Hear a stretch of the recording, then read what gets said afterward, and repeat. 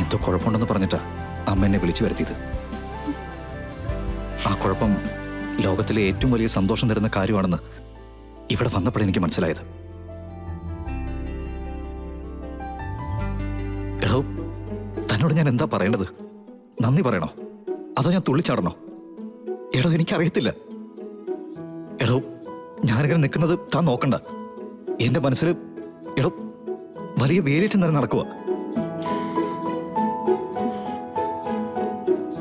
എനിക്കിപ്പോ തന്റെ കയ്യും പിടിച്ച് എവിടെയെങ്കിലൊക്കെ ഒന്ന് പോയി, വേണമെങ്കിൽ നമുക്കൊരു ലോങ് ഡ്രൈവൊക്കെ പോയി.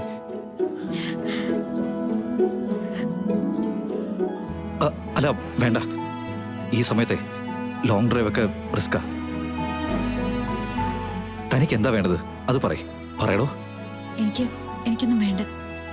അതെ, ഒരുപാട് ചെറിയ ചെറിയ സംഘർഷങ്ങളിലൂടെ മുന്നോട്ട് പോയ ജീവിതം നമ്മുടേത്. പക്ഷേ അതൊക്കെ അങ്ങനെ പോകുമ്പോഴും നമുക്കിടയിൽ ഒന്നുണ്ടായിരുന്നു, അത് സത്യമായിരുന്നു. ജീവന്റെ ജീവനായി പരസ്പരം കാണുന്ന നമ്മുടെ സ്നേഹം, അതിന്റെ ഏറ്റവും വലിയ പൂർണ്ണതയാ ഇപ്പൊ ഈ സംഭവിച്ചിരിക്കുന്നത്.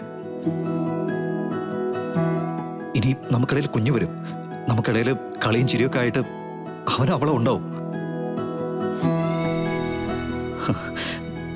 നമ്മുടെ പിണക്കങ്ങളും പരിഭവങ്ങളും ഒക്കെ തീർന്നു.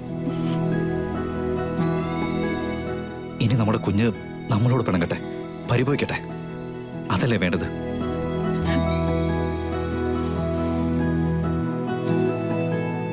എന്ന് കരുതി പൂർണ്ണമായിട്ട് തന്റെ കുസൃതികളൊക്കെ മാറ്റിവെക്കണമെന്ന് ഞാൻ പറയില്ല കേട്ടോ. കുസൃതിയൊക്കെ വേണം, എങ്കിലല്ലേ ലൈഫിനൊരു രസമുള്ളൂ.